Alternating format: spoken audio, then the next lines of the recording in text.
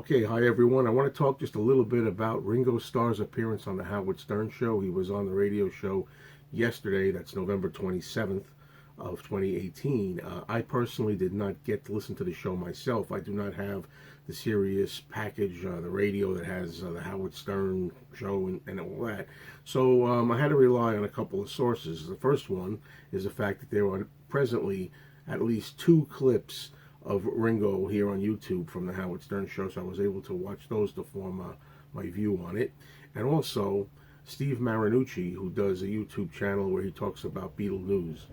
Now, unfortunately, according to Steve, as a lot of us fans know, we've been around a long time and we've heard Ringo tell the same stories over and over again. Howard Stern is not the greatest interviewer, in my opinion, although sometimes he can get down to dirt and nitty gritty that other people won't discuss. However, all too often, Howard is just basically a kind of casual Beatle fan who kind of just asks typical Beatle questions. So most of what was discussed for the hour and 15 minutes that Ringo was said to be on the show is pretty much stuff that we've heard a million times. So I'm not going to cover that. I'm going to stick here instead to 3 or 4 items that are kind of interest to discuss. Okay, the first one is Ringo said that he was working on a new album.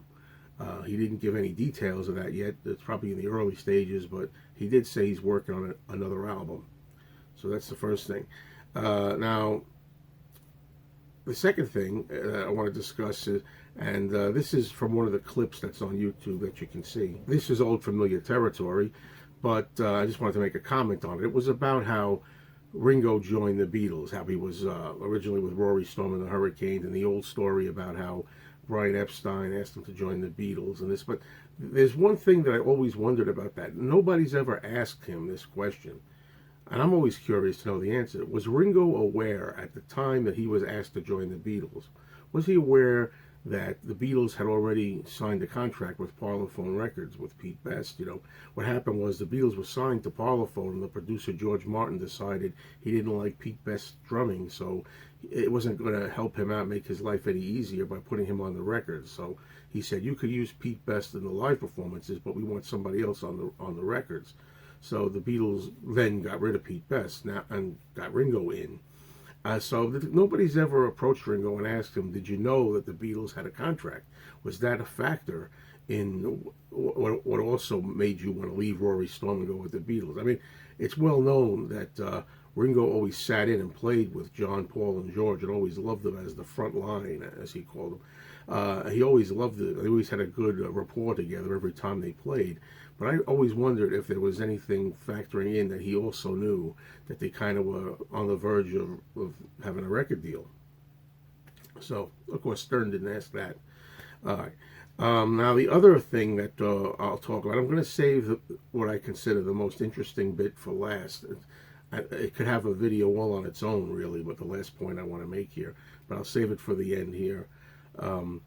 Second thing I want to talk about is there's the story that when the Beatles were about to break up, Ringo was sent to Paul McCartney's house, and he went there to serve Paul with legal papers, or at least to tell him not to, put his McCartney album out or whatever it was.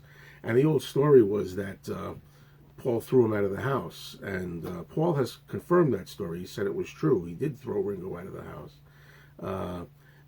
Now, I didn't see this on YouTube from Ringo. This is not from the Howard Stern show clip. This is hearsay from what Steve Marinucci said on his channel. He said that Ringo denied that ever happened. He says that he never did that, although if anybody was going to do it, he would probably be the one to do it. But he says this never happened, which is a pretty big deal, because Paul McCartney confirmed that this happened. Personally, I believe it did happen. I mean, I don't know why all of a sudden Ringo is saying this never happened. It's always been pretty well known that it did. As a matter of fact, in addition to Paul confirming it, someone can help me out on this, but I seem to remember information, things that were said at the time, the Beatles were splitting up, where Ringo kind of admitted to this happening, and Paul kind of threatening to, quote, finish him off or something. I think that was Ringo's testimony, I think.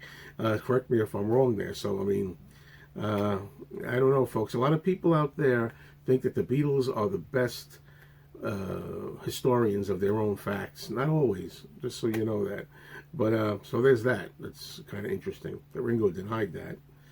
And I guess the last thing that I really want to talk about is the biggest one.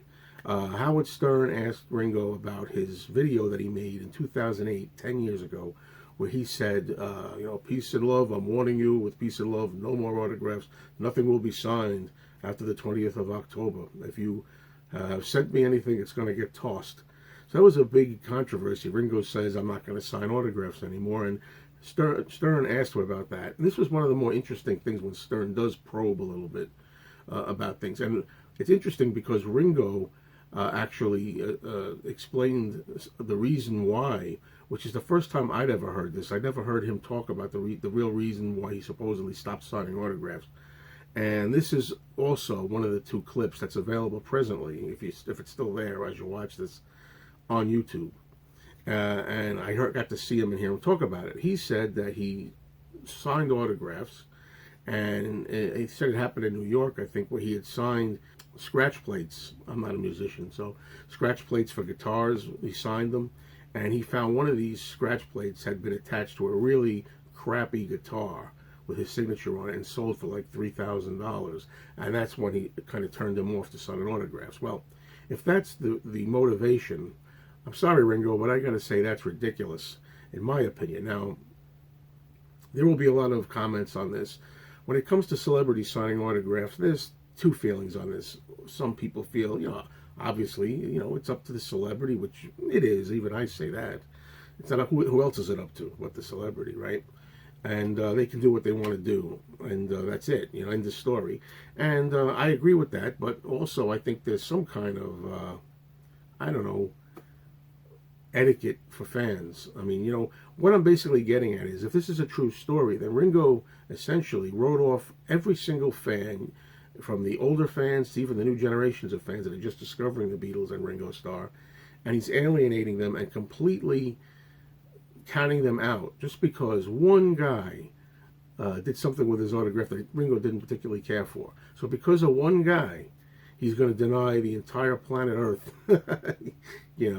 the whole world of Beatle fans ever getting Ringo's autograph again. I think that's really overreaction.